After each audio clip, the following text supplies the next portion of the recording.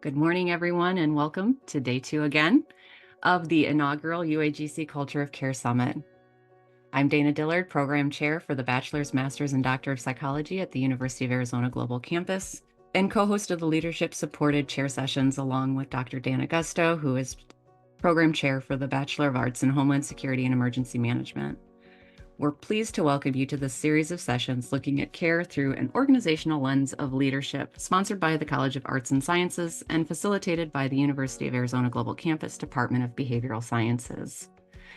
This next session is Aligning Care to Departmental Goals, presented by Yvonne Lozano, Eric Piepenbrink, Liza Tone, and Rachel Orlansky. I am delighted to turn it over to this fantastic group. Well, thank you, everyone. We're all glad to be here, and I'm going to go ahead and get us started with the question for our panel. How do you as a leader speak to your department about care?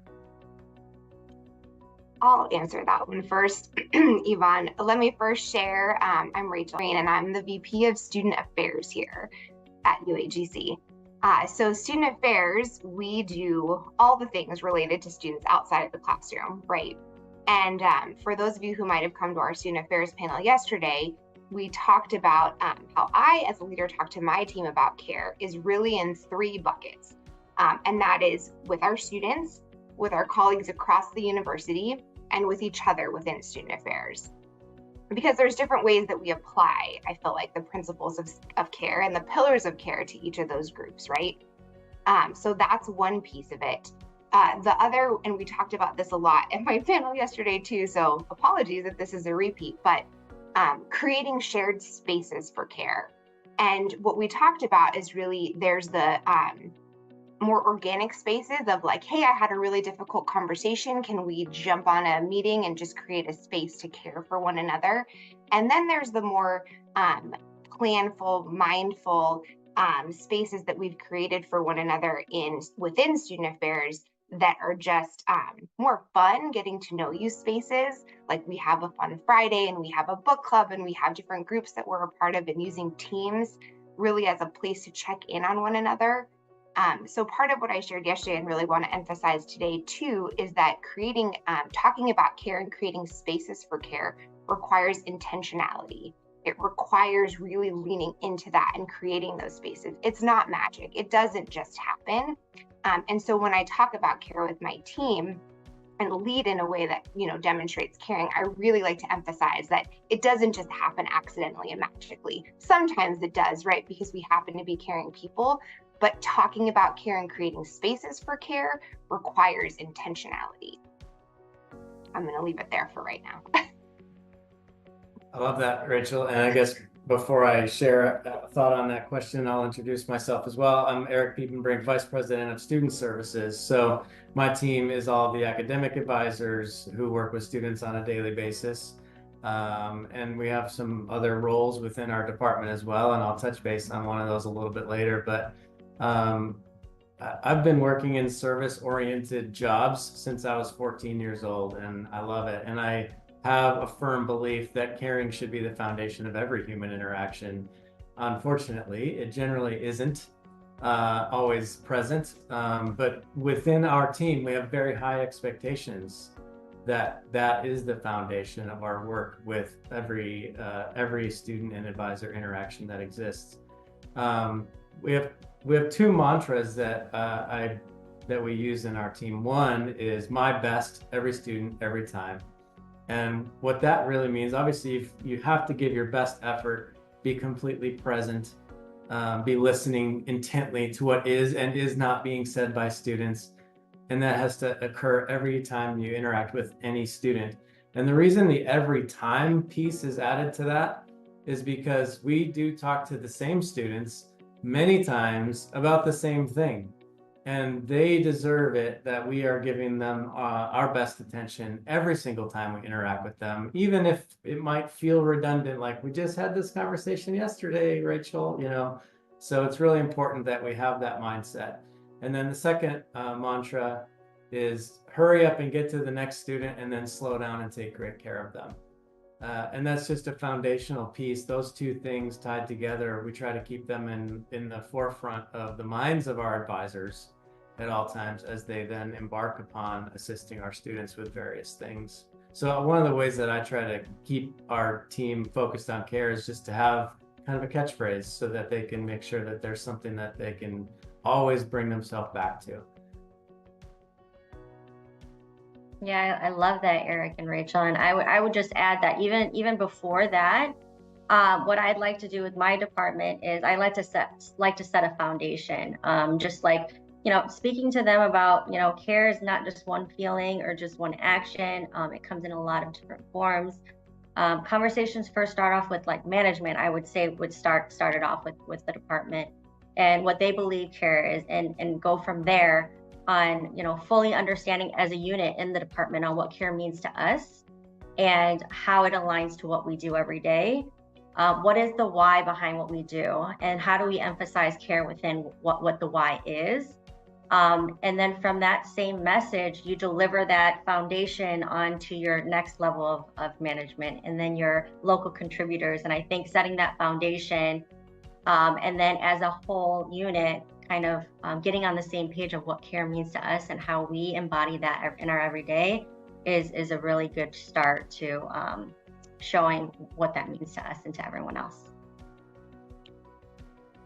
These are some really great applications, I think, that you can't just come off of these. You can't come up with these on the top of your head.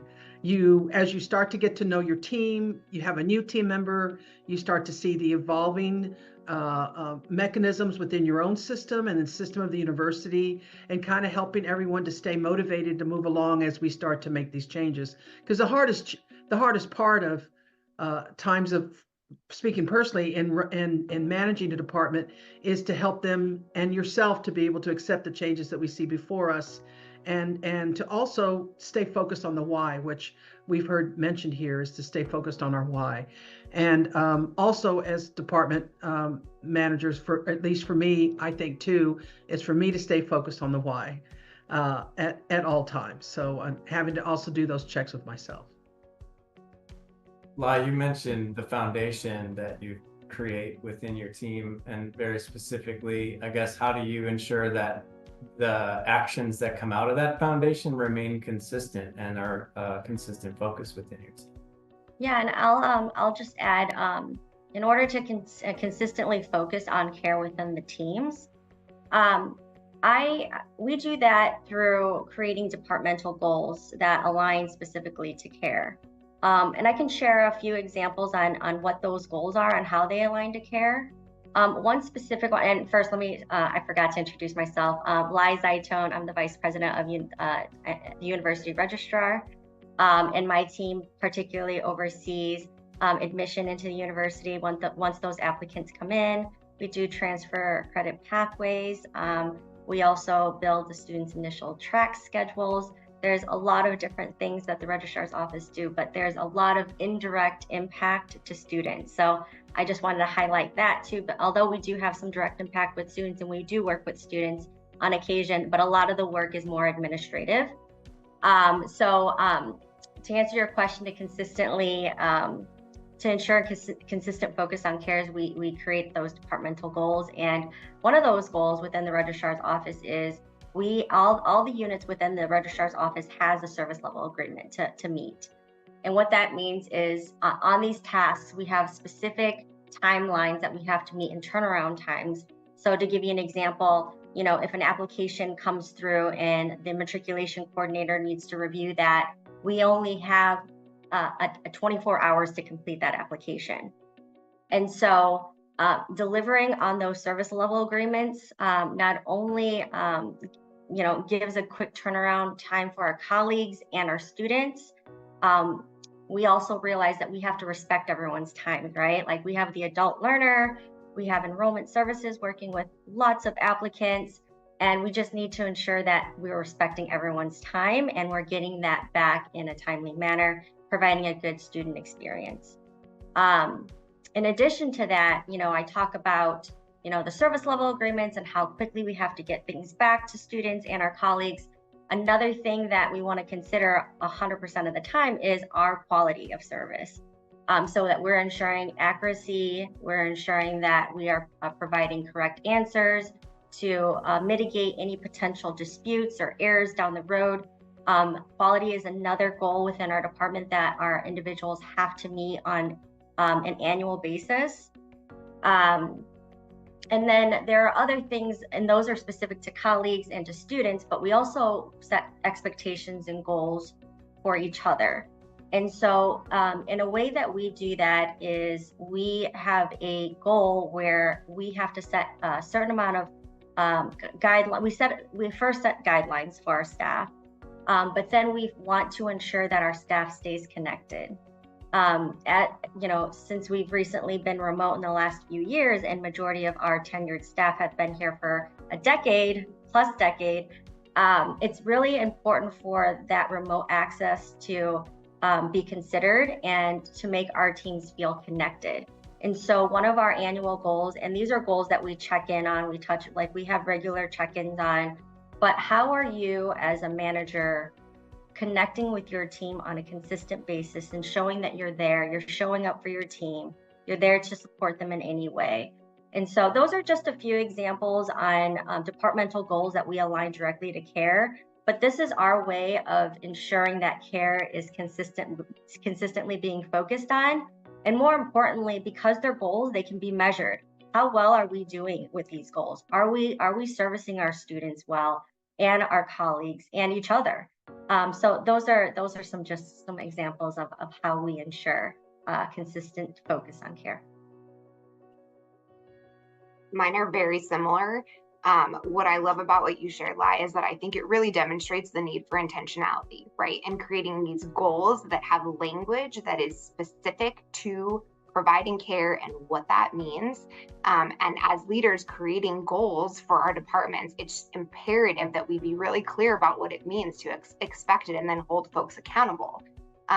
So an example I wanted to share, one of the folks on my team, and every single person within student affairs has at least one goal within their actual documented goals that is reflective of a culture of care, either a personal goal, professional goal, various goals, but there has to be at least one that explicitly speaks to that. So one example is to provide timely and exceptional review of all concerns as outlined in our process, but through a culture of care framework. So Lai too talked about timeliness, right, Eric? All of us, we have agreements we need to get back to students, especially within a certain amount of time. But sometimes timeliness might actually be the antithesis of care, right? Like a timely response might not be the most caring response. And so often what I talk to folks about on my team is that, is it a response that needs to happen right this second, especially if it's a tricky question, challenging question, maybe angry question, or should we spend some time to focus on the care part, right? We usually give ourselves 24 hours, 48 hours. And so taking that time to give a great response, to give a caring response, may be more important than the timely piece, right? So we do have these agreements we need to keep to in terms of our service levels, but not without it being caring. And so that's an incredible focus for us. More specifically, so we have a resolution center here at UAGC, and it is one of the places where we interact with students who are upset about something, right? They're grieving something, they need something addressed. And this is a department that formerly used to report to our legal department. And so you can imagine that their agreements and their processes were very structured and bound by very specific legal requirements, and they still are. And they are now a part of student affairs. And so their reviews still are as legal, as policy driven, as compliant related, timeliness, all the things. And when it used to be really what our resolution center was in search of is, did we make an error? Did we do something wrong? We need to fix those errors, right? And now within a culture of care framework and being a part of student affairs, we're not only looking for errors and trying to mitigate those errors and fix those errors, but we're asking ourselves, did we do our best? Did we provide the student with our best care, with our best offering? And can we mitigate that? And that's been a big shift. And that's something that the goal that I read you is from folks within that resolution center, right? To provide timely and exceptional service within a framework of culture of care. And those two things need to be explicitly stated, because you could infer maybe that they are the same, but they're not explicitly the same. And so we create goals to address them, and then we can hold each other accountable to those goals very concretely. I would say that there's also a very practical approach to ensuring that our teams are consistent with culture of care. Rachel referenced her session from yesterday. I'll reference briefly the session I was just a part of with some members of my own team. But we have what we call the service model in our team to make sure that every interaction with students has various elements in it to ensure that we are embodying the culture of care at all times. And we have managers who listen to calls on a very regular basis to make sure that that's happening. So a very practical way of ensuring that there's a consistent focus on this is through manager interaction with team members. The other piece of it is we ask students at the end of every single incoming call to our team, the student is given an opportunity to do a quick question, 1 to 5, rate us 1 to 5. How did you feel like the team member you just interacted with today cared about your situation? It may or may not mean that they got what they wanted out of that conversation, but can they tell that we cared even if they didn't necessarily love the outcome? So we have really great feedback from students directly on that, because obviously that is what ultimately matters is are we taking good care of them, but more importantly, do they feel like we are? Just to kind of add some comments here, and let me introduce myself. I'm Yvonne Lozano, Assistant Dean of College of Arts and Sciences, for those of you who don't know me, for the Department of Health Sciences. A couple of things I was thinking about. I think everything that each of my colleagues here have mentioned, particularly having goals set within the performance evaluations for themselves. But also, I want to remind everybody, not that you need to be reminded, I know I need to be reminded, is that it's difficult to take care of others if you're not taking care of yourself. And so I think as department managers, it is important that we recognize that. When we recognize, you can see it, nobody's going to be surprised by it, but you can see the stress, you can see the frustration, you can see the decline in maybe just the friendliness of an email. You start to kind of see that level of those little red flags, I guess, let's just call them that. We don't want to identify the behavior itself. And we're Department of Health Sciences, so everyone that I work with has been in the field before they were in academia. They're healthcare workers. They've been healthcare workers. They know what healthcare is about. They know about taking care of themselves. But it's what we always hear, those little sayings. Nurses are great nurses, but not the best patients. Teachers are always not the best students, and those kind of things we hear.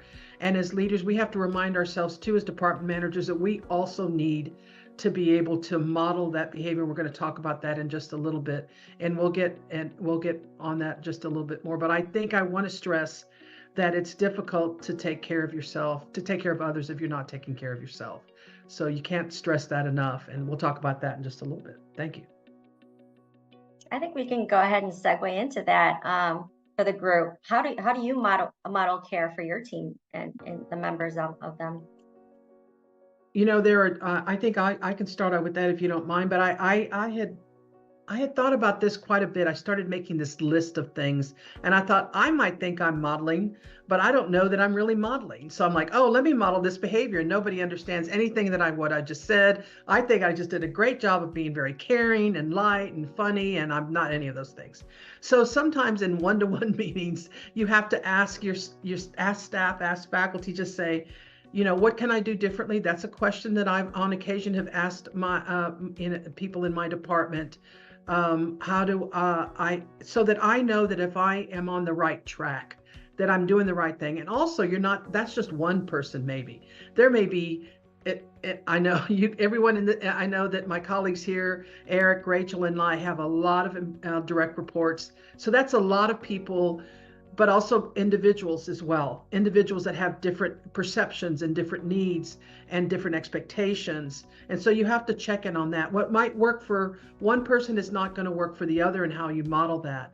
But I think it just also, I'm a big believer in staying a little bit light.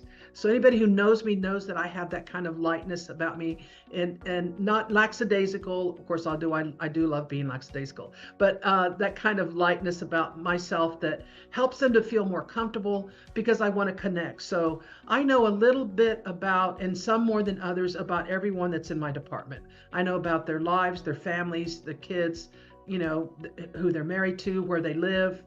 I know a little bit about that so that I can connect, but I also know a little bit about me in some ways that we're able to connect together. It's not just one way. So I think in modeling that, that is something I have to work really, really. It's actually easy for me to connect. The hard part is to always make sure that I'm in the right place at the right time. I love this question about modeling, Lai, because I think as leaders, this is a big thing for us, right? Like, it's one thing to talk to your team about care, to request that folks give care, to put it in your goals, but how do you ensure that you are really modeling it? And to your point, Yvonne, checking in to make sure that, I'm the least serious person in a room, usually, always. I just can't take myself that seriously. But does that model care for everybody? I don't know. It's how I care for me. But some people probably think I just don't take anything seriously enough. But you also mentioned, Yvonne, taking care of ourselves. And I think in this culture of care, especially for us as leaders, to model self-care is critical. And one of the ways that there's a few ways that I do that. One, I really feel like getting away from your computer is like imperative, especially in this remote work. And so I have committed to taking at least one walking meeting a day, meaning I don't have to be on camera. Hopefully it's a little awkward, and I can take that meeting on the go. So this Culture of Care Summit actually is a perfect example. I logged into Eric's panel right before this on advising model, and I took that on my AirPod and walked around my neighborhood while I did that. And folks on my team know that I do this, and they'll say, hey, can we check in later today? I'm like, do you need a video meeting or you want a phone call meeting? Like, oh, we could take a phone call meeting. Great, let's both walk and check in about that and decompress and really just focus on one another. And for me, I actually find I can pay a lot more attention when I'm listening to what's happening and just kind of out there. And so I'm really giving folks my 100% focus. I'm not at my computer watching my teams ping, watch my emails flow in, right? Like, I'm giving this person my singular focus, which is also a part of care. And I know it's working because folks on my team are doing it too.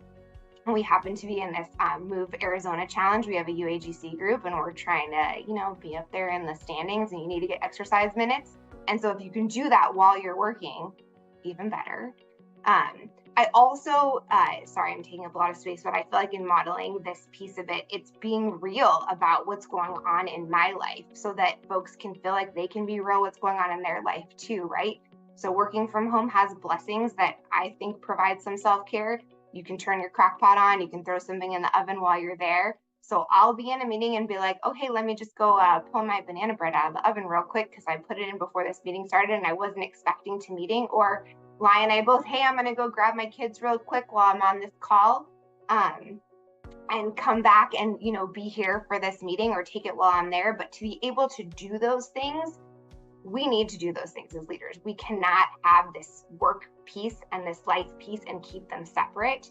And I think many years ago, that was something that especially leaders were trying to do. Like, this is my leader role. This is my space. And when we are in this space of culture of care, to be able to lean into, this is my whole life, this is my whole self, and really model that and then expect that from your team too, has been really a part of what I've brought to the team and feel really good about as a model. Yeah, I love that, Rachel. The first thing that came to my mind when I was thinking about modeling care for the team members is earning their trust. How do you do that, right? And I think having to build those personal relationships with them, and it makes them feel more comfortable with going to you, for opening up and advocating for their ideas and even offering up ideas and speaking up. And I think all of that starts with building that trust aspect of it. Yvonne, something you said really hit me hard, and that is that personally everyone in your team. And I would say I used to. and I don't anymore. And I need to make that a goal for myself to make sure that I can say that I do. I mean, my team is 135 people. And the reason I used to know them all very well is because I grew up with this team. I was an advisor, I became a manager, I became a director, I became a VP a couple of years ago. But as I've been in the VP role a little bit longer, we've hired a lot more people that I haven't interacted with regularly enough to really truly understand how their life impacts the work that they do. So I'm glad you said that. And I think about it a lot, but to be able to say it out loud and frankly be vulnerable here enough to say that it's something I need to improve upon, I think will help me go forward with that. The kind of my thoughts on modeling was really about communication, and it's one of the pillars of our care here at UAGC. And I came up with a little phrase, and I wish it was profound or trademarked, but communication is two-pronged, and it is also two ways. So the two-pronged mindset of communication to me is my responsibility is to make sure that my directors who report directly to me and the managers who report directly to them are communicating effectively with their advisors. Like when a message does come down from the top, either from me making a decision or from the university making a decision, it's important that our advisors hear the right message through the quote unquote chain of command. But then the other prong there is that they also need to hear regularly directly from me. And build that connection that you referenced in knowing everybody. So I do try once a quarter to attend every team meeting, at least once a quarter, or take small groups of teams and have meetings with 4 or 5 people at a time. Because I think it's so important to be able to hear exactly how they're feeling. Sometimes they're a little nervous to tell me how they're feeling, but then to what Rachel and you both alluded to, I have to be human. I have to be myself. I have to make sure they know that that's a place where it's totally acceptable to provide feedback, whether they think it's something I want to hear or not.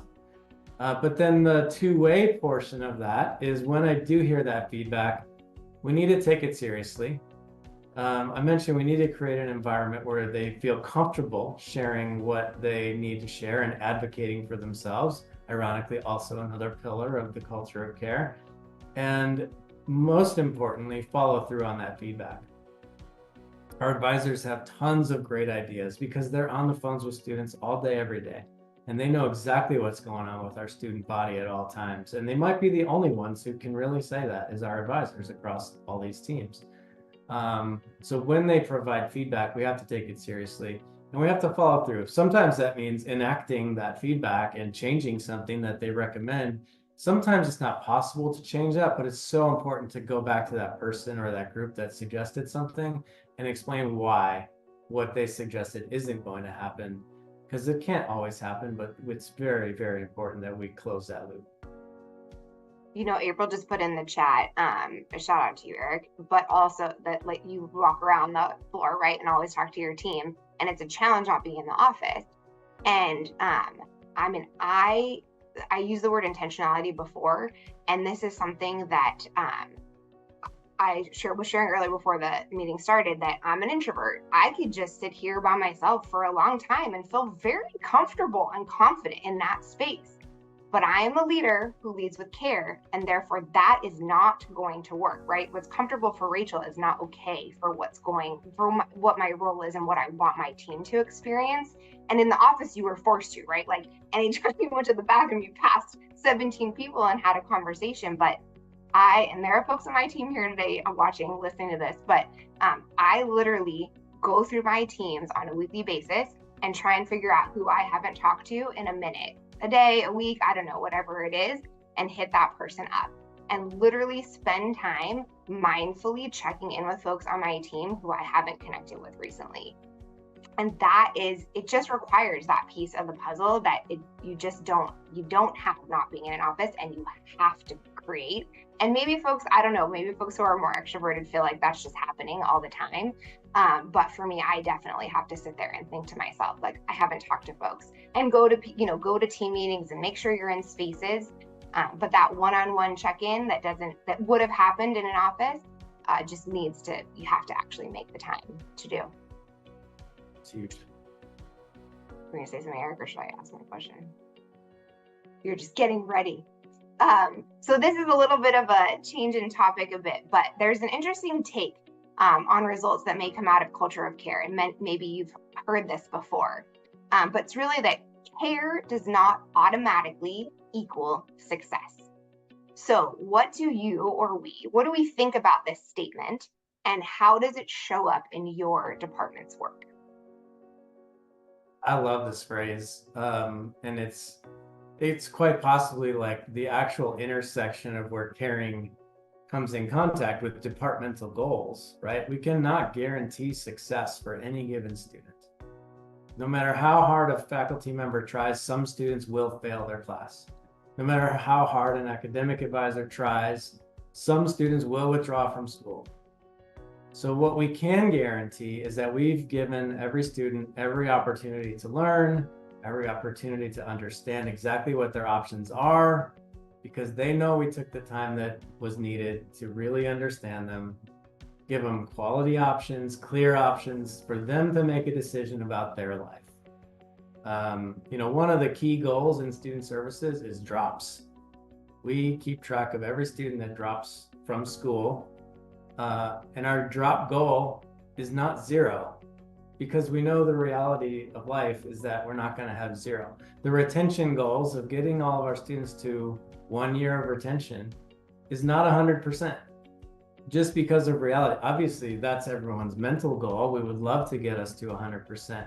But what would be great is if we could publish a 100% care goal and measure that some way. And there was a panel yesterday that tried to tackle, like, how do you measure care? And it's not an easy conversation to have, obviously. But we have to provide an experience for students that is like no other. And then when they feel cared for, when they feel looked out for, when they know that we're walking alongside them on their journey, roadblocks and speed bumps don't necessarily mean the end of the road for them. We need to ensure that they know and that we understand what they're going through, remind them of their ultimate goal, which is to complete their degree, and then the likely benefits that will come with that goal. I said earlier, drop goals are not 0, but we do have reentry goals as well. So we have a team in my team, 20 advisors, whose job all day is to work with students who are no longer attending this institution, that we work with to get back into the institution and get back working towards that goal again. So every interaction that we have with a student at this university, from the very first moment they put in a lead request before they start here, all the way through commencement and well beyond, helps them decide whether they will continue to work towards their goal with us at UAGC, or if they will say, no, thank you, I'm going to go a different direction.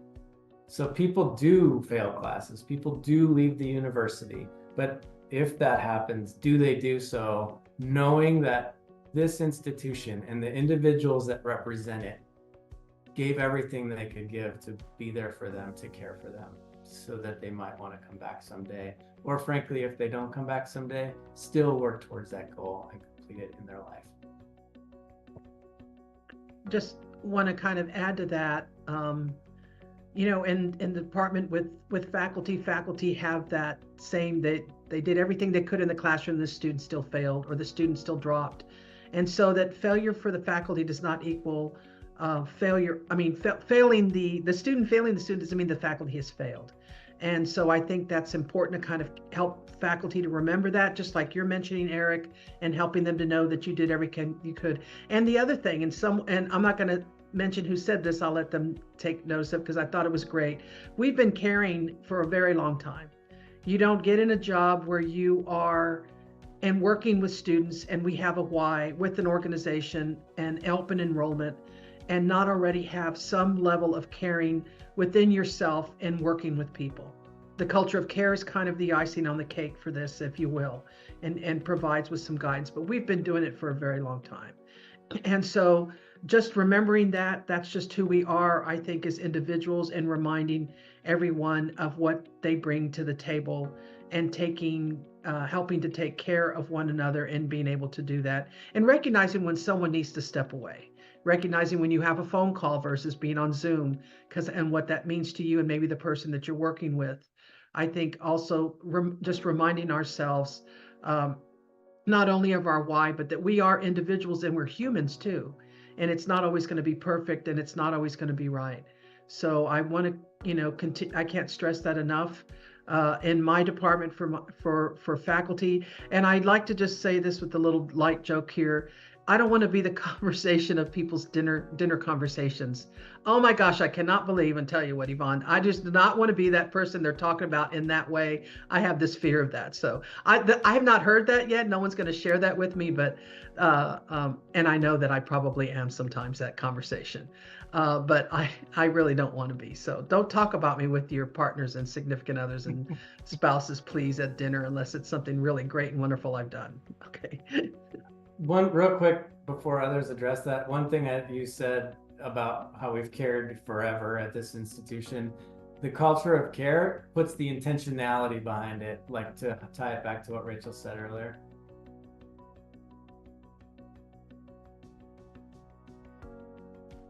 %, Eric. Any other thoughts, Rachel, rely on that commentary about success doesn't always come out of caring? I think you answered it so beautifully, Eric, that I'm just not sure I want to add to that.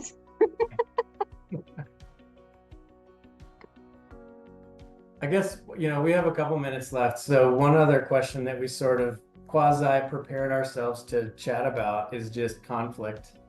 Conflict within our teams and/or conflict across our teams. So how do we as leaders make sure that when conflict arises, we can do something, quote unquote, about it within the framework of a caring culture? So I think this is a tough one, and I'm looking in the chat just to see if folks have questions or want to answer any of these questions. But so part of what we maybe didn't mention is that the four of us who are talking today are all on the Culture of Care Council, and we're a part of this work from the beginning. And I've shared with this group and shared with many that sometimes I feel like the culture of care police with not very specific laws and rules. And so, I appreciate the work we've done around the pillars. I think that helps. The work we're doing around this summit, I think, really helps, right? To have the shared language, shared goals, shared pillars, shared identity around what culture of care means. And Eric, you didn't exactly ask this question, but when I think of conflict, I think of sometimes we see well, I don't feel like that was a very caring situation, or that wasn't the most caring way we could have handled the student situation. And I'm not sure that the most caring way we could have interacted with each other. And so what do you do with that? How do you address that conflict? And I think it's a big difference whether it's on your own team, right? Where I have 100% locus of control and can say very confidently and comfortably to someone on my team, look, I don't feel like that was in line with what we're expecting of ourselves, right? Around a caring communication, and let's work on this and let's talk about this. But when it's someone outside of your department, it becomes a little more challenging. And fortunately, I have folks on my team who are, as I said before, handling grievances, handling complaints, working with students who feel that they've been, haven't had the best experience for whatever reason. And when we reach out to folks to try and resolve those issues, we will on our team say to whomever we're sending that issue to, academic leadership, colleagues, etc., would you consider reviewing the situation, especially in line with our culture of care initiatives? Or there was absolutely no error done here, and at the same time, I don't feel like this is in keeping with culture of care.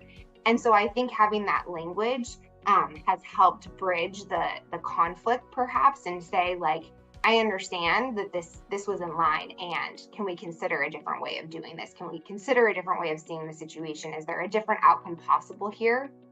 And I think that that's been helpful. I'll leave that there. Yeah, a simple phrase, and it has to be built into the culture that we all create, is assume positive intent. Yeah. And sometimes it's hard to do because I know I personally care about this student right now, but someone on that team just did something that I don't think is following that, right? Well, you never know what the rules of engagement are for another team. You never know what the the individual situation is on what they see in a student's account or even in a peer situation. So having positive intent, that knowing that everyone at this institution ultimately is pointing toward the North Star of caring for students. There's definitely rules to follow as well, and it's important that we recognize that, but just being willing to have a conversation and know that the other people around you are also hoping for the best and caring for the ultimate outcome. And leading with curiosity. I heard your team talk about it today in your presentation. My team talks about it all the time. I hear everyone, right? Like, lead with curiosity, lead with the questions, not with the assumptions, right? Absolutely.